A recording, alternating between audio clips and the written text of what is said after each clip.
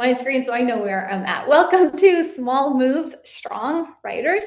My name is Jen Concepcion, and I am super excited to be here today. I'm going to start by sharing a little bit about me. And I come from the school of presentations where you don't read the screen because the viewers can. So I'm just going to jump past a couple of the screens here, and you can listen to me say a few words of welcome while you read some of the past work that I have done. I threw a bunch up there because for me, it's important to kind of know what, to know a little bit about why I should trust the person talking. Right now, I am the grade 5 advisor, AKA the classroom teacher, and I'm also our lower school program coordinator. I've had a bunch of other jobs, and one of the things I found out, and perhaps it's because I started as an elementary and special education dual certification back in the day, was that I treat every kid like they have a 504. And I think that's kind of what we all hope we do. But when we do that, we really have to find ways to make everything double dip. So these are some of the things that have brought me joy in my teaching career and helped me to move the needle either in my own mind about how to approach the day-to-day work of teaching or to really help support my students in the ways that they really need. So if you didn't get your one nugget of information that you're really hoping to get from today, I highly recommend this selection. So let's get started. And I really want to share that for me, the reason why this is like so important for me to get to share with you is that it is something that I have struggled with for so many years. And I'm bearing my soul. I do not like to do that kind of vulnerability, but it was really hard for me to teach writing in a way where I felt I was really helping students. I knew I was getting through to them in math. I knew I was getting through to them in science. And I felt like in reading, I was just in writing, I was just telling them the answer. And I would never do that in math, right? I build up all their background knowledge and try again and try again until they could do it themselves independently. And I didn't know how to do that in writing. Then I read The Writing Revolution, and I still had no clue. But then I read The Writing Revolution 2.0, and for some reason, maybe it was a second read, or there's something different about this text. I don't know, I didn't analyze that part too much, but this one worked for me, and it's been great. The the six pillars of the Hockman method, also known as the Writing Revolution, are these 6 up here. And what was really important to me was the sentence building. I know sometimes the Writing Revolution gets a little bit of pushback because it doesn't talk about opinion writing or narrative writing. But that's it's like that's what I was looking for. I was looking for that sentence instruction. I needed to know how to help the kids write a sentence instead of just saying, "Ooh, Olivia, you wrote a good sentence. Share that, and everyone copy Olivia's sentence." That's not good teaching. And that's all I was left with. And what I have found in these past 3 years of really digging deep into this was teaching them how to write a sentence, led them to be able to write any sentence, whatever the genre that we were writing about. So, a little piece of research that supports that outside of the Writing Revolution's work. So this is the one strategy. Like if you want to take away one thing, you want to go into your classroom tomorrow, my air quotes, because most of us had our last days already. This was the one that really helped me see the needle move in my students. And not just with the kids that were struggling, not just with the kids that were already decent writers, and not just with the kids in the middle. Everybody became a better writer. They all moved forward. And of course, like those kids here became so much greater writers, but these guys here that were really struggling, they were working so hard to do what we wanted to, they became really good writers. And that was super awesome. The Hockman method calls it sentence expansion with question words. In my classroom, we refer to it as the 5 Ws because it's the 5 Ws plus H. There's always that kid in the class, and it was probably me as a kid, who was like, plus H whenever I call it the 5 Ws. Sorry, deep breath. One thing that I really like about their graphic organizers from the Writing Revolution is that they have dotted lines for notes and solid lines for writing full sentences.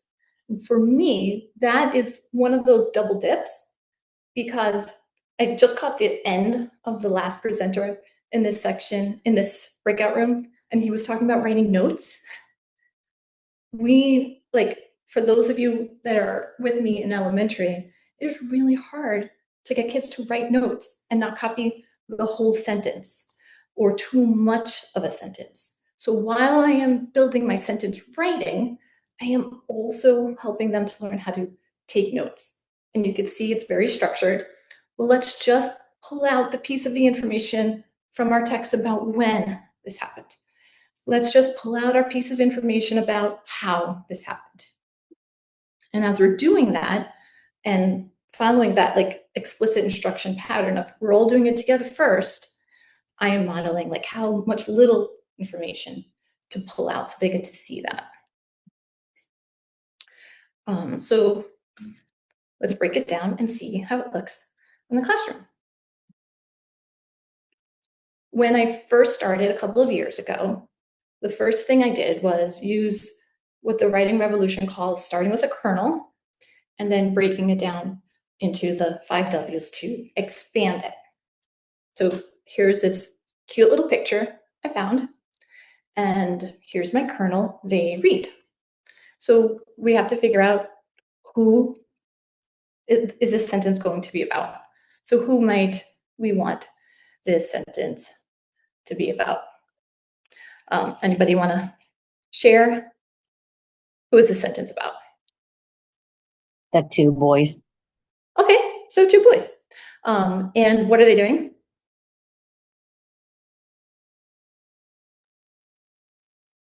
Reading a book. They're reading a book. Oh, you're the audience participation person. Okay. What else do we have? Who else wants to jump in here? When are they doing this?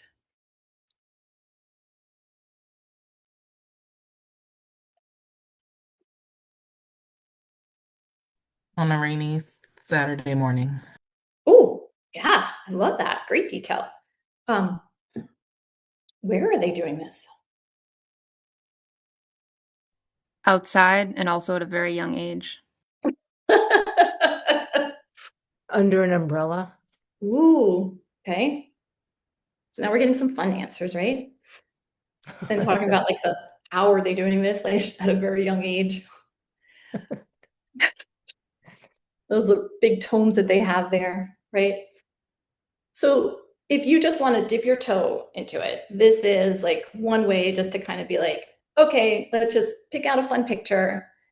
Let's learn what these 5 Ws plus H are and start to write a sentence. And if you have kids who like to be silly, like 5th graders always do, you can pull out whatever is the weird thing that they're obsessed with. 2 years ago, it was the Minions and Gru and cockroaches. You remember that movie? They had, anytime they had a little bit of freedom to write about, there'd be a bunch that were always writing about that. This past year, it was Tony, and Tony did everything in the classroom. So you can just start with that. You have, it's Arbor Day, or it's the solstice, like whatever is happening that day, and they could just write one sentence. You're just like tipping your toes into the water and helping them to expand a sentence. If you teach morphology, we teach morphology at my school, and we do lots of matrices. So here's our matrix for the word form. They build a bunch of words and those numbered boxes. And then in that little table at the bottom, they write a sentence. I'll have that graphic organizer displayed, maybe it's on the back, and they write a sentence. And again, at this time, if they want to be silly, as long as they're using the vocabulary words correctly, they can write about their 10-foot tall man who is sharing information about a formative event that is happening. And they love doing that kind of stuff. If you are packed for time, like teachers are, and you are doing some vocabulary work, up to this year, I've been using EL Education for my literacy. Starting next year, we'll be switching. So I'm spending the summer revamping all of my 5 Ws, which I'll show you in a minute. When I love this text, I know there's some strong feelings about it in the EL Ed community, but they used words in ways that the kids don't expect. One of the words they use is ferry, and most of my students expect ferry to be a noun. It's a boat in their mind, but they talk about ferrying equipment across the river. And so we'll take out that vocabulary word and we'll pull out that graphic organizer and we'll write a sentence about it.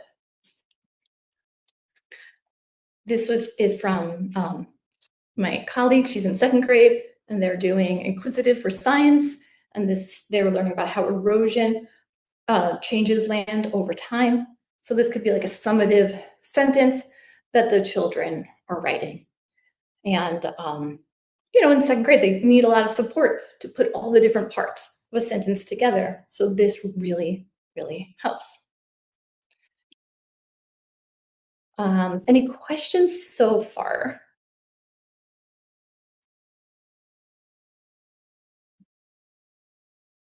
Okay, I'm gonna keep going.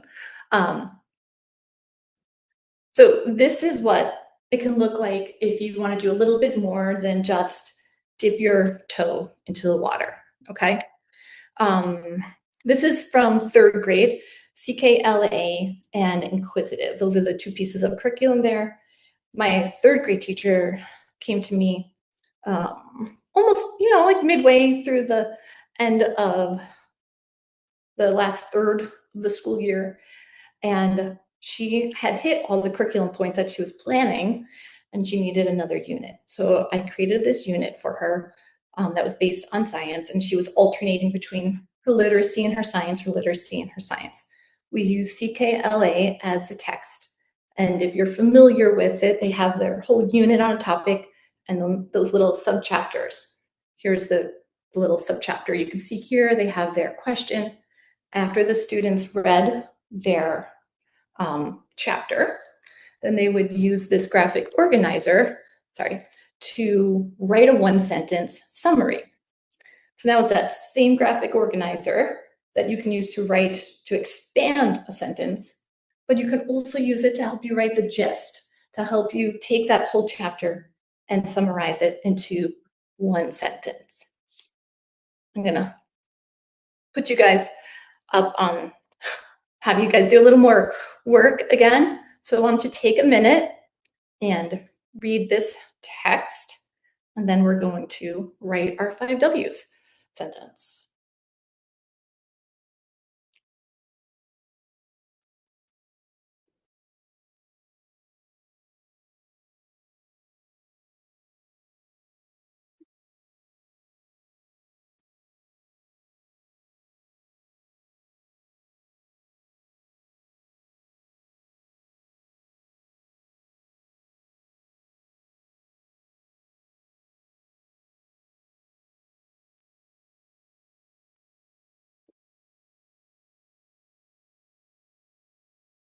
Okay, did everyone have a chance to read it?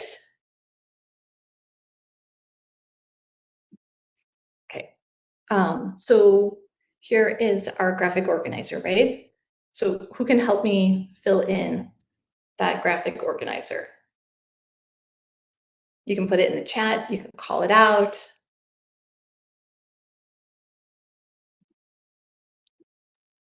Friction. It's about friction, yep. Surfaces create friction. Yeah. I have the chat up, I can see.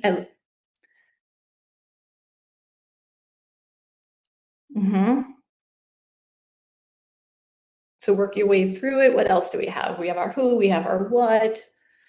How does this happen? Why does this happen? Where does this happen?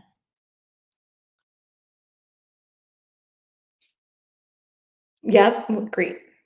When they touch, when they come in contact, what can make friction happen more or less? Right, I might be giving prompts to them to help them fill in all those extra spots.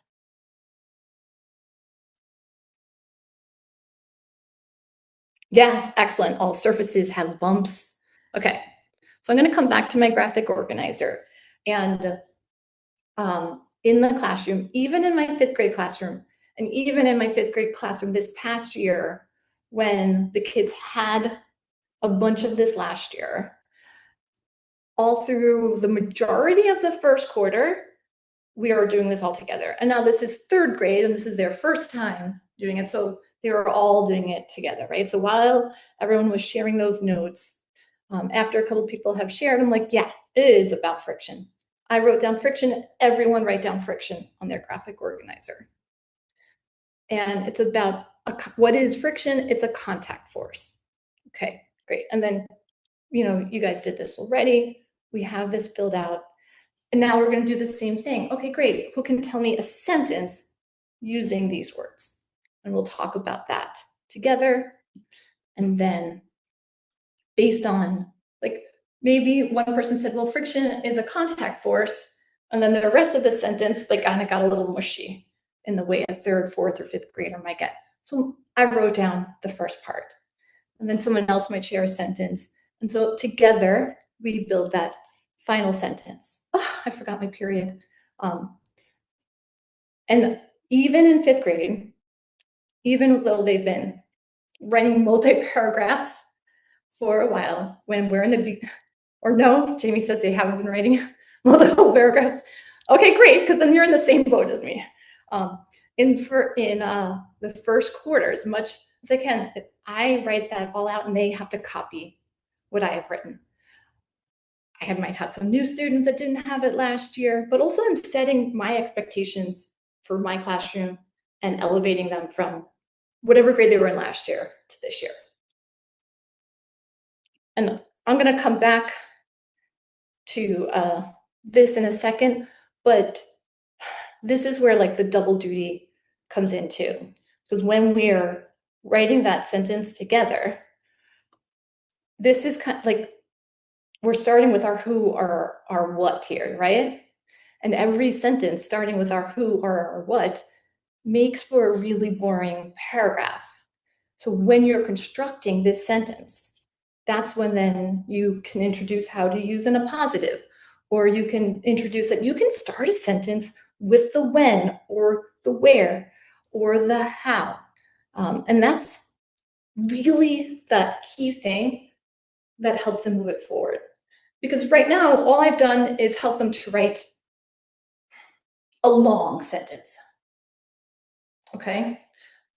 But once they have this down, then you move it forward and you're like, okay, now we're going to write a sentence together again, which is why I make even my strong writers know we're all writing down my sentence or the class's sentence, because then later on when I'm introducing that new skill, they're used to that expectation.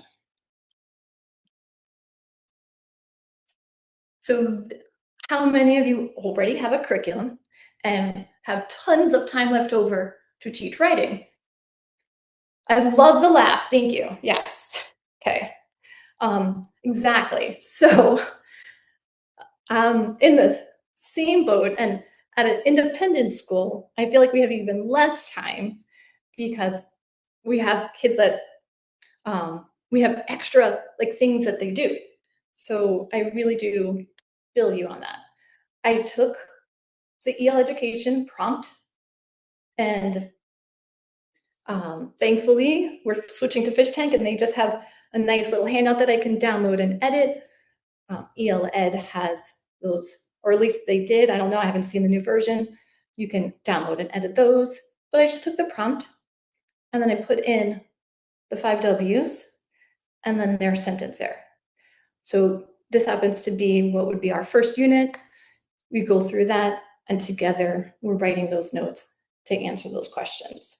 So I don't even have to change much about my curriculum.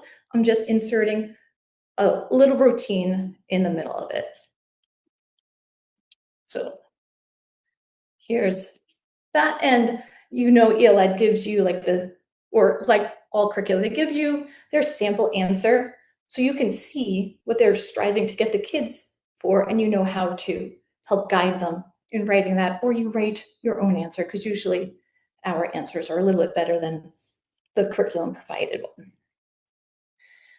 This is also a great structure for helping kids to write a topic sentence when they're doing their own research.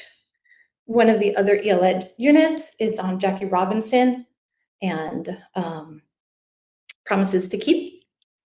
And so we write a topic sentence about Jackie Robinson, and you could see in here we're using an appositive or a noun phrase to describe Jackie. So that's a great way to help them to write those trickier sentences, right? Like the detailed sentences, they are a little bit more comfortable with writing and trying, but the topic sentence then hits them a little bit because they just want to write because and keep it going into their answer, or the conclusion sentence, which they either just rewrite their topic sentence because we kind of tell them it's the same thing. And here it gives them a nice way to take notes, so you can help them to see, okay, we put this one in our topic sentence, so let's put this other piece of information in our conclusion sentence.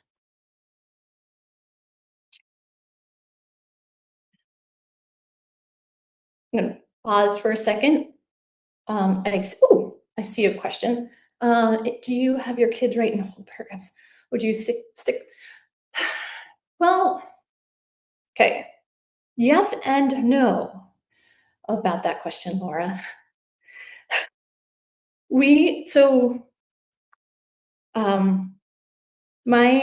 My head of lower school, she was a former teacher at Dalton in New York City. She's like, if they leave 5th grade writing a paragraph, like a really good, strong paragraph, that's our goal. And basically, I took that advice to say, okay, slow down, do better, not more, right? Quality over quantity. So, and then we have the state assessments. So you kind of have that weird balance, right?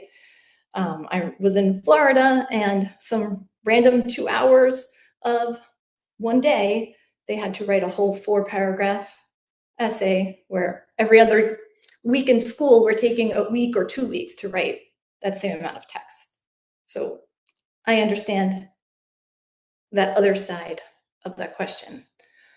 Yes, they are writing paragraphs, but we are focusing on that sentence level instruction in 2nd grade. In 2nd grade, independently, they're writing a sentence.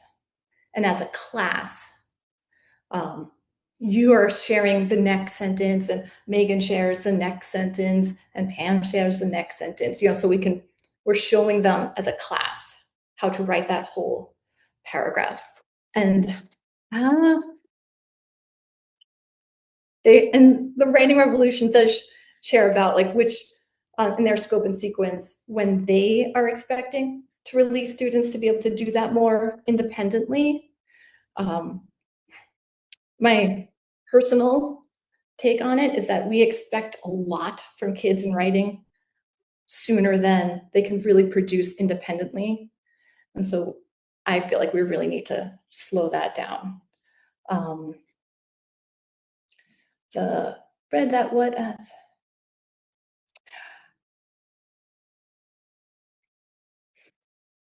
Yeah, I think in the gist, they have that what as a verb.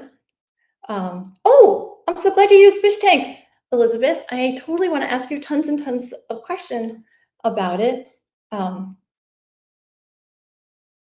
Yes, the single paragraph outline, I wonder if it's the same. I know they use the Writing Revolution a little bit in fish tank, So I wonder how much we have to embed to support that. The Jackie Robinson who and did what plus verb. Usually I use the did what as like to indicate like what is the verb there. Did it, I'll have to go back to look at what your question is about. Was it, did it not show up that way on? Did I put it as the positive in the did what? Sorry, and just to clarify, you had, Jackie Robinson, a civil rights leader. So I've always thought like that Yeah. is really tricky because the direct object is always tricky. So I'm just curious if you've struggled in the same place. I'm always trying to say, who, and then did what. And they often have a hard time with that verb. So I'm wondering if you have the same, if you find that it takes a while for students to get that. I think, yes, I wouldn't usually put like, yes. I think using the appositive in that structure is tricky for them. And I usually do try to do the did what as a verb so that they are getting that verb in there. By 5th grade, I try to like stretch that out a little bit more for the students that can.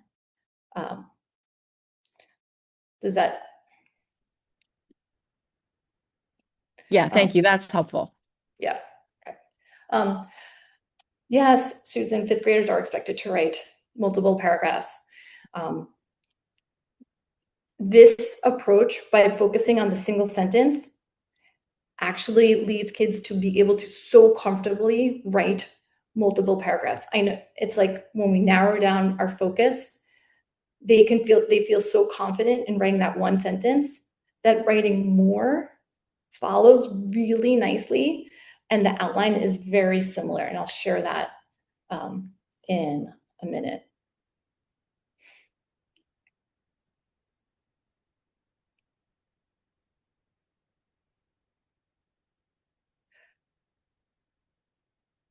Yes, and Susan, I feel like I haven't totally dived into releasing writers, but I do feel like there is so much overlap between those, especially like with the gist in particular. Just a little bit different kinds of names.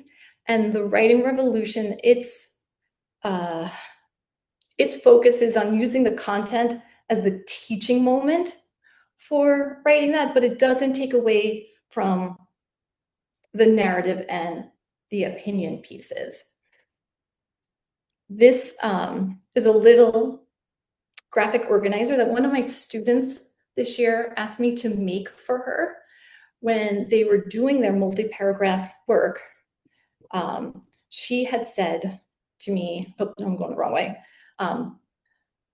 Can you help me remember all the different ways to start a sentence? So by the end of 5th grade, some of the ways that we had talked about this past year in how to write a complex sentence was by adding an appositive or a noun phrase, like in the Jackie Robinson, starting with an ing word, starting the sentence with your where. And that was one of the ways that during that sentence writing piece, we did that. In September, in the first quarter, maybe for like 2/3, depending on the class that I have, I will focus just on writing one sentence and exposing them to the different ways to write that one sentence, giving them all of these different ways. Maybe that class can't handle it, and I am spacing those out throughout the year more. It's, depends on what each class, how they came in. Last year, not this past year, but the year before, I had a bunch of kids that were ready for it and a bunch of kids that needed just to focus on the who, what, where, and not even adding in the when, why, and how. Like they really needed to focus on adding just a third piece. Like there was a number of them where their sentences were all just who and what in 5th grade.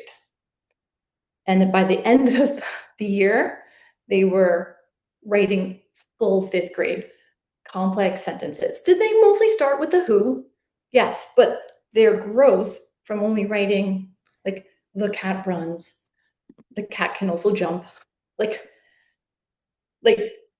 those were the kind of sentences that they were writing in the beginning of the year. So I was kind of doing a weird thing the year before last, scaffolding, like adding in some of these other ways of writing sentences while always modeling it, starting with the who, but giving instruction on adding in the other ways of starting a sentence to hit all of my students. I think someone mentioned releasing, I can't remember who, really talked about releasing writers and the single paragraph outline. So if you're ready to move on from that sentence work, one of the things I like about the writing revolution is that this outline looks very similar to the sentence structure outline. You have the dotted lines again. Now I have solid lines, not just at the bottom, but also at the top. And again, I will give them all the topic and conclusion sentence in the beginning of the year, and then let them just write their details. And it's like that combination of what our state assessments want the children to do and what they realistically can do. So this gives them that they're just focusing on the details. I give them the topic and conclusion. And then you have those kids who are like, yeah, I think I got that. And you're like, okay, great. There's mine. Go ahead. You can write your own. And they get to try it out. And if they get stuck halfway along the way, they can come back and copy from what you're providing as that support. It's like with our classroom management too, right? In the beginning of the year, we hold those reins really tight so that they can learn those procedures and structures so that when we do release them, they are doing it with confidence and they are doing it within that supported area. Even at the end of 5th grade, you could see like certain kids were like, I still need that sentence stem. Can you get me started? And like, depending on the kid and depending on the writing, like, yeah, sometimes you need to still give them that sentence stem to get them started.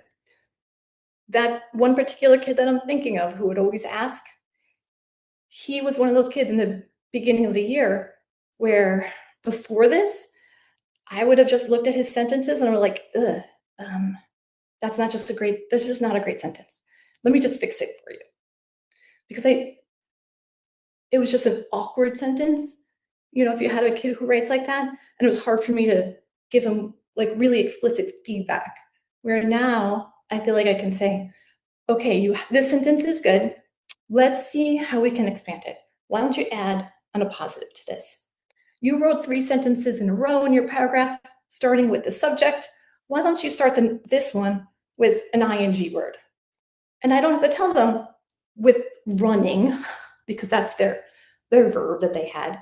I just tell them to start with an ing word. It's a very clear, explicit piece of information that I can give them so they can write that sentence better themselves. And if you're looking to go a little further, not only do those work with comprehension, but they're also you can also include this, that because, but so strategy.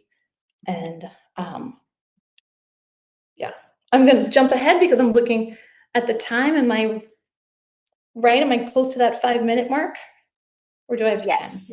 Yeah, you Okay. have 5 minutes. Okay. So here's my quick recap. I think we're all on the scaffold, and support idea. I slowly pull back that support and encourage those kids who are ready for it. So I will pause here for questions and I will leave that slide up. I think including for with our slides, I also included some handouts. So I don't know how you guys are sharing that, but I have put in my handouts those templates that I was sharing with you. So if you are interested in that and you want your get started, I always like a get started one myself. You have that document that you can make a copy of and revise as you need to. The biggest thing I do is I like a font that has the letter A looking like how we handwrite a letter A and not the fancy one, because I have a lot of students with dyslexia and want to support them as much as possible. It's also a very large font because that's how large the kids are writing. So I kind of like that to match. I feel that's another one of my 504 things that I just do for everyone. And I print them. I have a drawer, the fun Sterilite drawer, and they just go and get that whenever they need it. And yes, there is, I don't know if there's an exact sequence, but they do recommend like who and what, and then just adding one more at a time. But I can check that in the book to see if they recommend a particular sequence or just having introducing a third and then a fourth and then a fifth in the younger grades. Yeah, I don't know. How will we receive the slides, Laura? I just asked Kita whether those will be emailed out as like individual PDFs or links. And so I will let you know as soon as I hear back from her. Awesome. Yeah, Susan, I don't know how much is really different between the Writing Revolution and releasing writers. I think it's like this one just kind of makes sense to my brain. Yeah, there's a lot of similarity and then some differences. They actually meld very well together. I use some of the Writing Revolution, particularly the sentence instruction, as we're working towards in our paragraph. So we just embed it in there. But I know the Writing Revolution wants you to start with the sentence pieces. So we're working on integrating those pieces there. Well, that sounds awesome. So, and I know like in our curriculum, like we have like the narrative and the opinion. So, and I will just share like this one, like my biggest piece of data is these two students, one a fabulous writer, but couldn't stay on topic. And I'm like, I love every sentence you wrote. None of them was required. You did not answer my question at all. And Megan, feel free to jump in. And then the other one could not, she just couldn't put a sentence together. And they were responding to a prompt, and I hadn't given them the graphic organizer at this point because it was later in the year. And they went and made the notes themselves on it to write their sentence. And so that's like kids in different spots, but knew they needed that structure to help themselves, and they just called on it themselves. Oh, thank you so much. That was lovely. You made my day. Megan? Yeah, my question was just, I teach 8th grade. Yes. 8th grade English, and I do have a lot of students who are really behind, like according to their test scores, that they're still in elementary school as far as, where they're testing. And so I have done some work on sentence combining and stuff to make compound sentences, to make complex sentences and stuff in the past. And then, it sounds like that's a lot of what you're doing, at least part of it. Yeah, no, that is also another strategy. The 5 W's is the one that struck with me the most. And it's the one I started putting a lot of time in, and I saw a lot of growth with that one. So I chose not to, I might tell a student, oh, let's combine those two sentences. Mm-hmm. But I haven't spent a lot of time using that as an explicit strategy, the sentence combining. But it is a great strategy as well. I could see maybe taking those two sentences and putting it in that structure of the 5 W's might help them see a way of combining that. Yeah. Because I was just noticing, like with my 8th graders, like that seems to be a lot of where their issue is. Like they'll write short, little. Yeah. Yeah, that's of the 2 students I spoke of just a couple minutes ago, that was one of them. Like short-term memory issues and dyslexia, like, so that was, you know, a struggle for her, like, was just getting her thoughts out, even like verbally on the topic. And this really helped her. And the previous year, I had a student, 2 of them with dyslexia, and one also had on his IEP sentence rating as one of his particular goals, and focusing just on the 5 W's helped him to write a more complex sentence than, you know, the cat runs, the cat drinks the water, the cat. And a neat thing, one of the other students in doing that, like with the paragraph outline, was able to like use that structure. And both of her parents are English teachers. And I was like, okay, look at this. Like no prep. It was just like a fun, like one-off kind of writing thing that we had done. And she had like that whole structure of the paragraph in there. And they were like, oh my God. For me, like with those struggling kids, like having that 5 W's looks so much like the paragraph outline, I have found helpful, because it's not an extra cognitive load to remember that structure. There's the same dotted lines there, the same, oh, Sean's here. That must mean I'm getting kicked off. So I recommend it. I've seen a lot of improvement with my students. My email's on the slide. If you want to reach out, I'm happy to go back and forth and share some like explicit or sentence instruction. Like if you want to take it like a little separate outside of your curriculum, that our academic support people use to help build some of those skills, and like a practice, like in that first example I gave with the rain